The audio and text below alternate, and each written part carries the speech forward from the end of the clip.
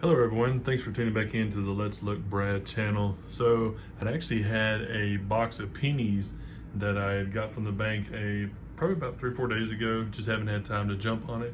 But then I had a neighbor a few houses down actually say that he had a nickel box and he wanted to know if he wanted to trade the pennies for the nickels, and I told him for sure.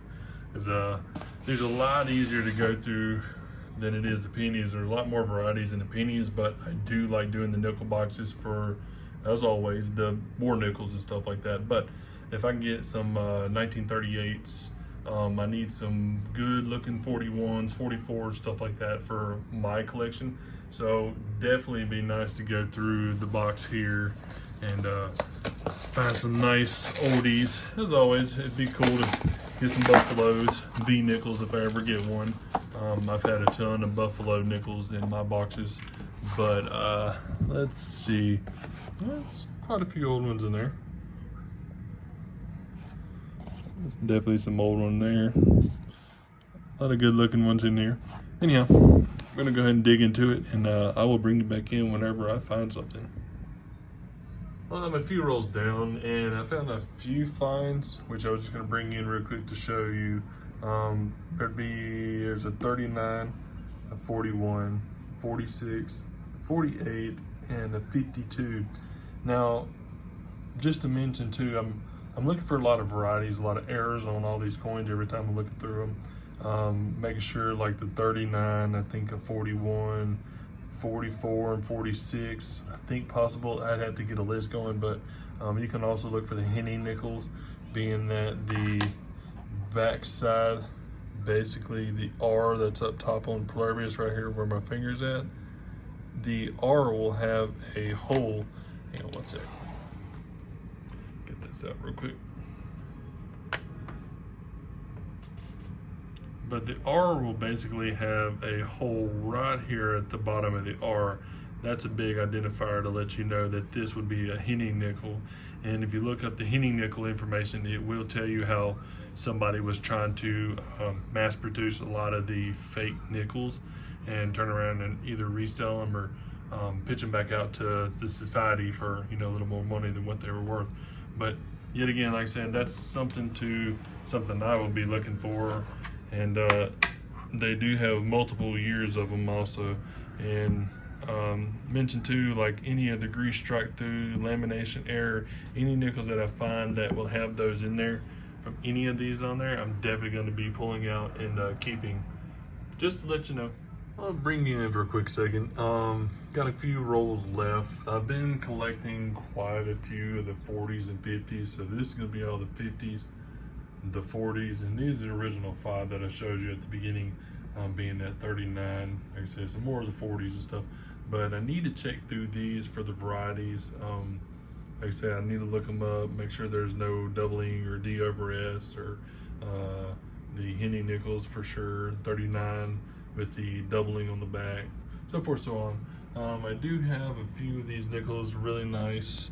That's gonna be a 70 there. What is this, 65, 84, and an 88D. Which 88D, I do need to upgrade mine, but I need to make sure if it has the full stair or not. This 70D though, I was hoping on the backside of this thing that it would have a full stair. It's a really good condition, and there's only a little bitty, it's not really a cut, but it's right there on his cheek, you can see. And anyhow, you look on the back here, it's got steps, quite a few. I want to say there's probably a little bit of damage right in the dead middle of it, but I'm going to look at this one here shortly up under the scope with all these also whenever I look them up. Be right back if I find another one. All right, well, I'm done with that box. I was able to find a couple more finds. I got 2 more 50s here that I put on the enders. But then I ran across this one in the last roll. It's a 1953, pretty shiny, possibly a proof coin, but it is an S. Really good condition too. I mean, it doesn't have the stairs there, but the pillars are there. Everything's on it. Looks really nice. There's the S on the far right there, you see. Not sure why the camera won't zoom in as well. Anyhow, I'm going to look through all these coins real quick and see if I have anything in here, and I'll bring you right back in. All right, I'm searching through. I actually have a 1984D that is up on the scope here. Now, this is just die deterioration. And it's on, as you see, it's on both sides of the R, both sides of the I, both sides of the C and A. So it's not doubling, it's just going to be die deterioration on there. So it's nothing of any extra value, probably $1 or $2 if somebody's out looking for the die deterioration, quarters, nickels, dimes, however it may be. But I mean, that's a good little chunk of metal in there too. But anyways, this is, I was just going to pop it up here and show you. It's all the way around the back side of the coin, especially on E pluribus unum. Yeah, it's going to bring you in to show you that. A bunch of die deterioration on the back end of it. Now I come across a 1941S. Now they do have a variety for the small S and big S. Now this is going to be, in my opinion, the small S, which what they say is that the bottom side of the S is actually pulled down a little further, which is below the window, and I just have it sideways, I guess, more or less, but let's see if I can correct it up a little better. It's pretty much level with the window, maybe a hair higher, it's just hard to tell. But they do have a grid factor for the S where it sits at. And in my opinion, like I said, this is just a regular 1941S nickel. And like I mentioned, you just need to make sure to look at the S, and if it's down just a hair further, it will be below the window. That's how they call this a 1941 big S, a large S, my bad. So this is just a basic S on here. Like I said, nothing special about this one, 1941. Anyhow, just gonna bring it in and show you that. All right, well, I searched through every one of the coins that I had here from the 40s and 50s. I wound up flipping up that 53S because it was in really good condition.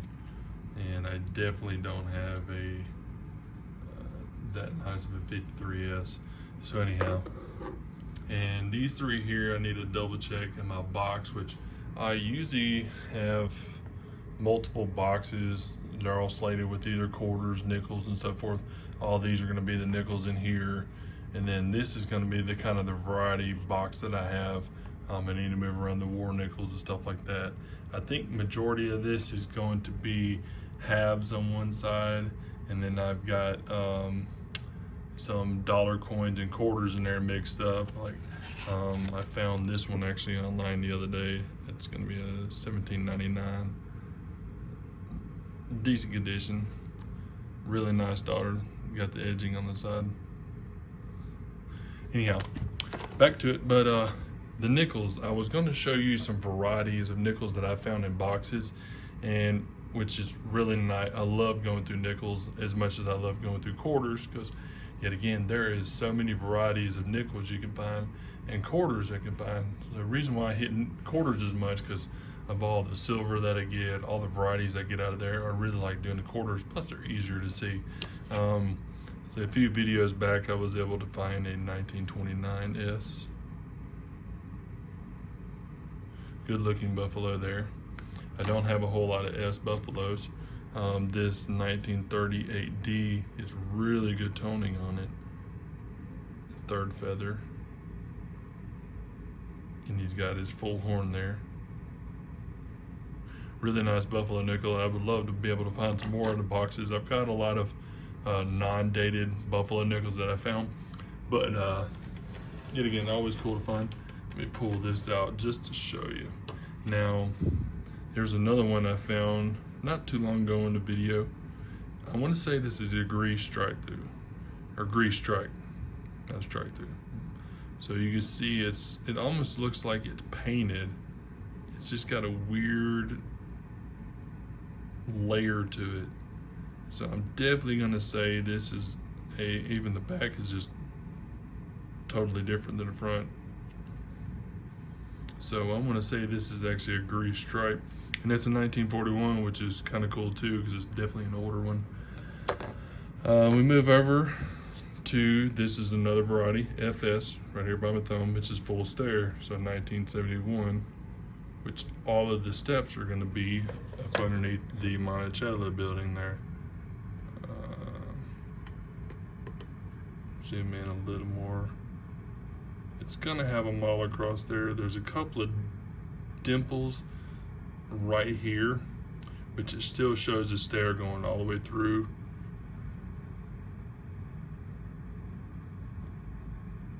So this is definitely gonna be another variety that you're looking for if you're looking for the varieties like I do. The full stair is actually pretty cool. 71, it ain't too terribly old, but definitely old enough to keep.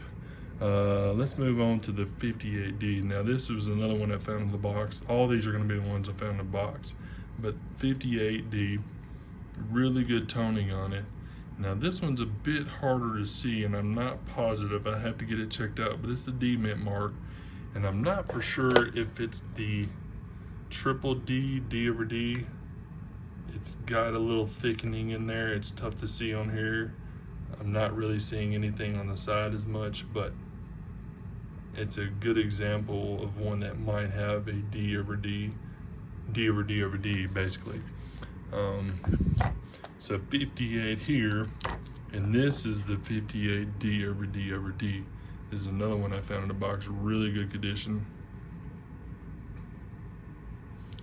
And let's see if we can see this one a little better. So that one is definitely the D over D over D. It has, and I can't really pick it up as much. Let's see if I can get it on the side. Not as good. Anyhow, one hand is kind of tough, but yet again, this is the triple D here for the 1958, and this is going to be another variety. They don't have very many varieties of the triple D on there, which is pretty cool to have that one. And last but not least, this is a 63P that I found out of the box, and I was actually blown away because I'd had this one for maybe 6 months or so, and like I say, usually this box I'll stack a ton of the coins in there. Whatever I get looks nice, or whenever I get chips on there, however it may be, I put them in these boxes here, and then I slowly go back through them. I don't do it in every video that I do. I don't do them every time I get one of these coins out of the box. So usually I'll just stack them up and then go back through them later on, just to have something to do if I'm not searching coins. But this one is going to have the TDR, which is a triple die reverse. And you could see it on the F there. Big time see it on the E and R. It's on the M also. You can see the extra portion of the M coming out there.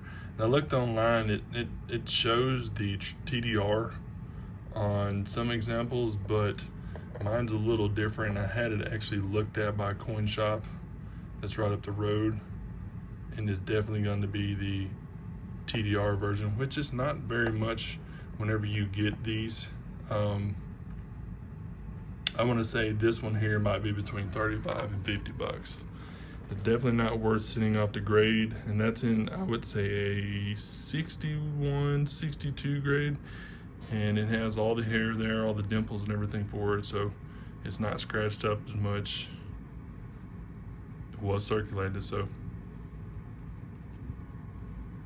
anyhow, just wanted to bring you in and let you know some of the varieties that you're looking for, and this is just a few out of probably hundreds that you can find. But definitely wanted to pop you in, show you about that. If you like the video, give it a thumbs up. Make sure to leave a comment if you want any questions to ask, or if I can help you in any which way. And y'all have a great day.